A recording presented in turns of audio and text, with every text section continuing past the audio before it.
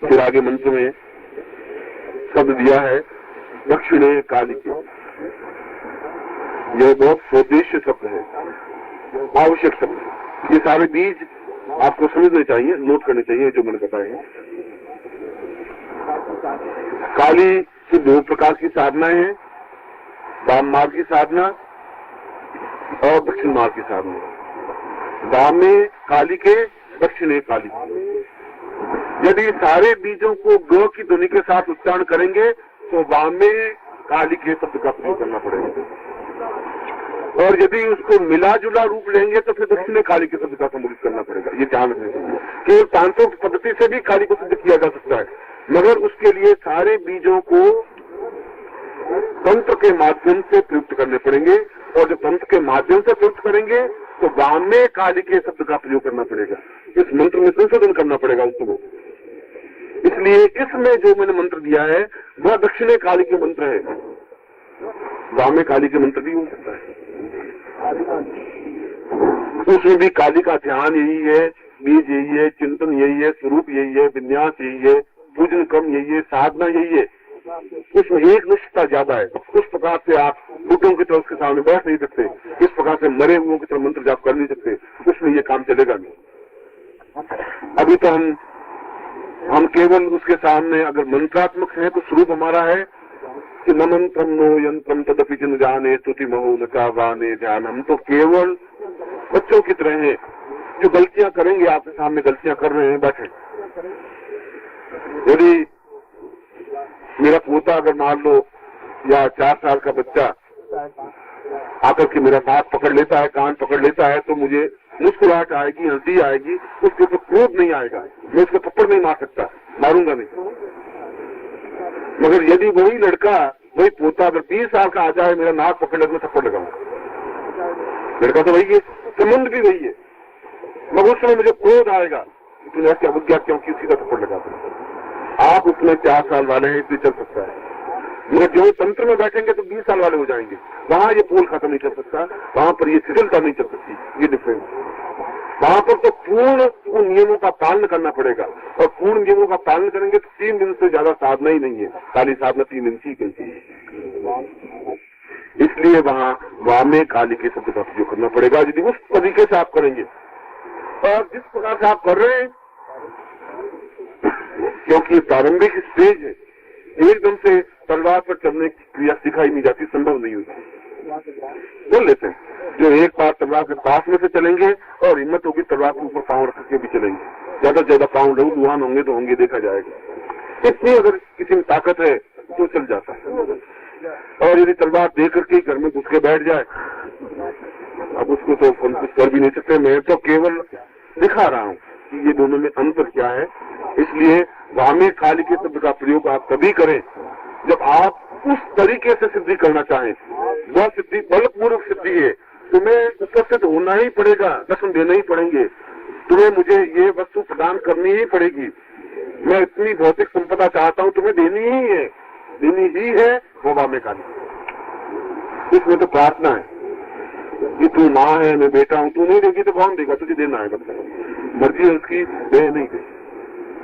ये तो हमारी आवाज में कितनी गिड़गिड़ाहट है, हमारी आवाज में कितनी दैन्यता है, ये उस पर डिपेंड। एक भिखारी आता है और मांगता है 10 पैसे दो बाबा, 10 पैसे दो, हम देते ही नहीं, 5 दिन निकल जाते हैं। और दूसरा भिखारी रोता हुआ है, गिड़गिड़ाता हुआ एकदम से कपड़ा को बोलता है, दया आ जाती है, 10 पैसे दे देते। दोनों ही भिखारी हैं, देने वाला अपन एक ही है। उसकी आवाज में कितना कंपन है, उस पर हम गर्वित हो जाते हैं।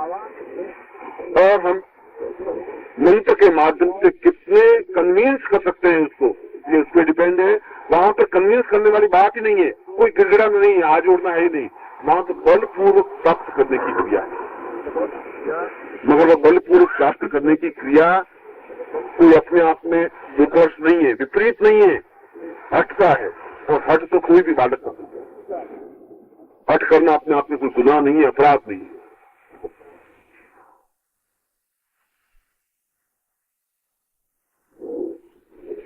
उसके बाद में उन्हीं बीजों का वापिस पुनरावलोचन इसलिए दिया गया इस मंत्र में, काली मंत्र में। मंत्र दो प्रकार के होते हैं, सौम्य मंत्र, तीक्ष्ण मंत्र।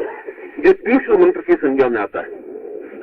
सौम्य मंत्र का मतलब है सीधा मंत्र, सरल मंत्र, अहितकर मंत्र, जिसमें कोई नुकसान नहीं पहुंचे, गलत करे तब भी कोई नुकसान नहीं पहुंचे। जैसे नमः शिवाय मंत्र है, ओम नमः शिवाय मंत्र है, सरस्वती नमः मंत्र है, महालक्ष्मी नमः एक मंत्र है। यह मंत्र सौम्य मंत्र है। अगर इन मंत्रों की गलत ध्वनि, गलत उच्चारण हो भी जाए तब भी नुकसान नहीं हो सकता साधक का। और तीक्ष्ण मंत्र में ऐसा नहीं चल सकता। तीक्ष्ण मंत्र में गलती नहीं हो सकती, गलती होती है तो नुकसान हो सकता है, नुकसान हो सकता है। इसलिए तीक्ष्ण मंत्र जितना ही ऊपर चढ़ता है उतना ही वापस उसी लेवल पर लाने के लिए इस बीज को वापस उल्लेखित किया गया, जिससे कि साधक को नुकसान नहीं पहुंचे, कम से कम साधक उसी जगह आके खड़ा हो जाए जहां से चला था। इसलिए इसका पुनरावलोकन किया। आगे के बीज की जरूरत नहीं है। दक्षिण काली के यहाँ पे बीज मंत्र समाप्त हो जाता है।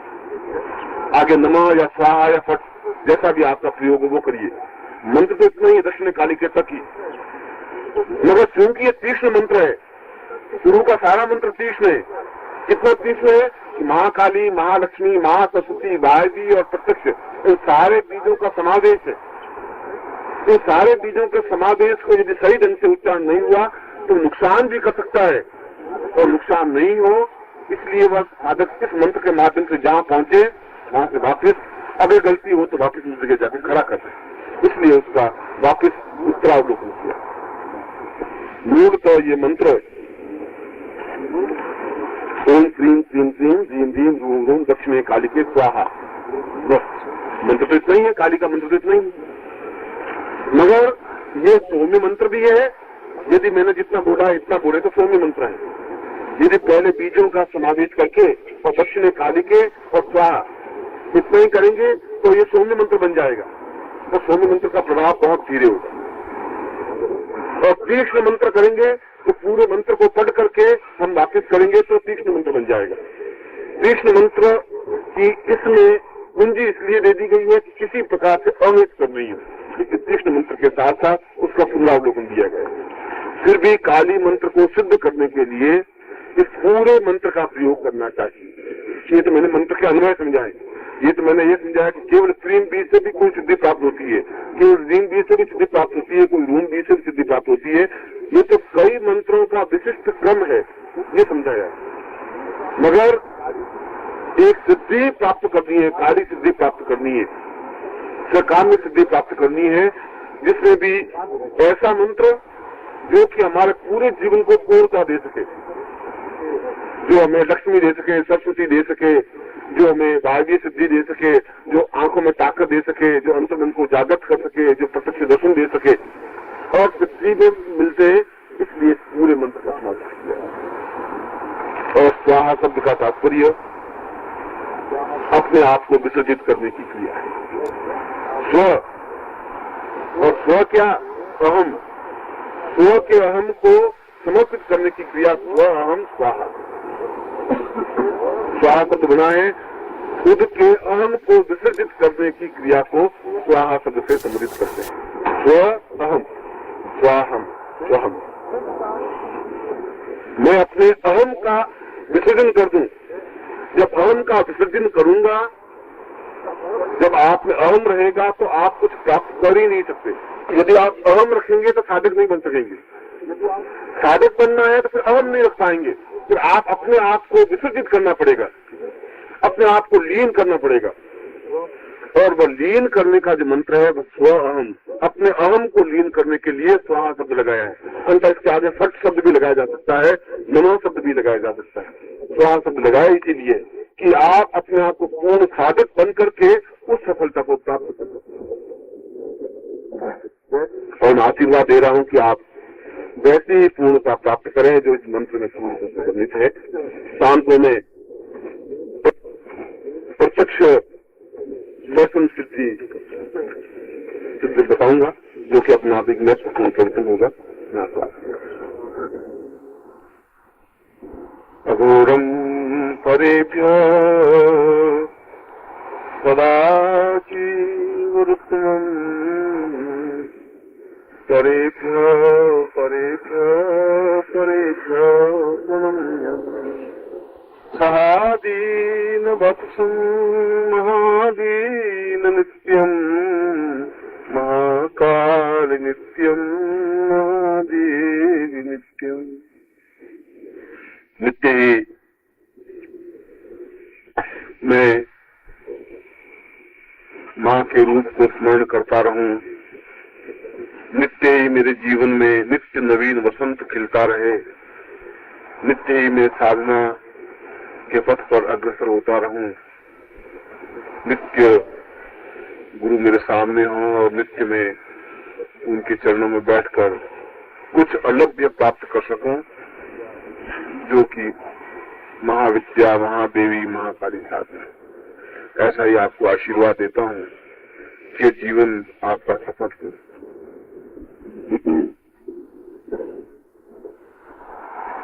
आज और कल मुझे लगभग साधकों से 20-25 पत्र मिले। उन 20-25 पत्रों में साधना के बारे में उनके प्रश्न थे। कुछ प्रश्न साबर साधनाओं के बारे में थे और 1-2 प्रश्न तो ऐसे थे कि क्या महाकाली साधना केवल मंत्रात्मक साधना है। जब आपने अपने प्रवचन में ऐसा कहते हैं कि प्रत्येक साधना तंत्रात्मक और मंत्रात्मक रूप से हो सकती है, तो क्या महाकाली साधना भी तंत्रात्मक और मंत्रात्मक के साथ साथ साबर साधना के माध्यम से भी हो सकती है? और यह साबर शब्द क्या है? और ऐसा तो हमने कहीं सुना नहीं, क्योंकि इसका तात्विक निरूपण कहीं कुछ नहीं है। तो करीब करीब ऐसा ही उसके पूरे पत्र का सारांश। जहाँ तक उन 8-10 पत्रों का सारांश है साबर से संबंधित, मैं मूल विषय पर आने से पहले उस तथ्य को स्पष्ट कर लेना चाहता हूँ कि साबर शब्द क्या है और क्या तात्पर्य है। प्राचीन आर्यों के समय में हमारे जीवन का एक मूल उद्देश्य और उत्सव रहा कि हम समस्त ब्रह्मांड पर नियंत्रण प्राप्त करें। यह कामेच्छा और ये भावना, यह इच्छा आज के युग की नहीं है। आज भी व्यक्ति की इच्छा है कि मैं व्यापार के क्षेत्र में छा जाऊं। आज भी उसकी इच्छा है कि मैं एक शहर के एक भूभाग पर मेरा नियंत्रण हो, नाम हो। मैं एमएलए के रूप में हूँ, मैं एमपी के रूप में हूँ, या मैं चैम्बर ऑफ कॉमर्स का प्रेसिडेंट बनूं, या एस्ट्रोलॉजिकल फेडरेशन का मैं अध्यक्ष बनूं, या मेरी जाति विशेष का अध्यक्ष बनूं, या मैं अपने परिवार में ही मैं मुखिया बना रहा हूं, मेरी बात चले। यह जो कामेच्छा है मनुष्य की स्वाभाविक और नैसर्गिक इच्छा है। मनुष्य की इच्छा है हावी होने की, निरंतर हावी होने की प्रवृत्ति है उसकी। और सही अर्थों में देखा जाए तो मनुष्य की प्रवृत्ति पशुता की प्रवृत्ति है। पशु की एक ही आकांक्षा रहती है कि मैं सामने वाले प्रतिद्वंद पर हावी रहूं, और वह येन केन प्रकारेण हावी होने की कोशिश करता है। मनुष्य की भी वही प्रवृत्ति मूलतः पार्श्विक प्रवृत्ति है, आदिम प्रवृत्ति है, मगर वह डिफाइंड वे में है। बिल्कुल ऐसा कि पता ही नहीं पड़ता कि इसकी पशुता किस समय जगी और उस पशुता को इसने किस रूप में प्रदर्शित किया। जब हम आदिम काल में थे तब हम लड़ते थे आमने सामने, तीर से, कमान से, पत्थरों से, हड्डियों से। मगर आज का व्यक्ति लड़ता है जंग बाणों से, किसी प्रकार से उसके ऊपर कटाक्ष करके, उसकी बुराई करके, उसकी निंदा करके, मगर वो प्रवृत्ति उसकी एक ही प्रकार की बनी रही,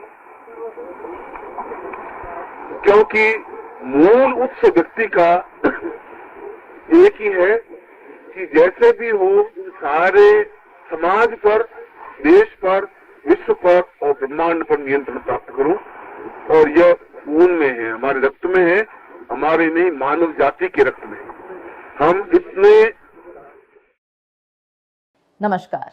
अगर आप सद्गुरुदेव डॉक्टर नारायण दत्त श्रीमाली जी के दीक्षित हैं या फिर आपके पास उनसे जुड़े हुए कोई भी अनुभव है, तो नीचे दिए गए हुए नंबर पर वीरल पटेल जी को मैसेज कीजिए या फिर फ़ोन कॉल कीजिए और अपने अनुभव ज़रूर शेयर कीजिए। डॉक्टर नारायण दत्त श्रीमाली जी के आत्मकथा का संकलन करने में मदद करें। धन्यवाद।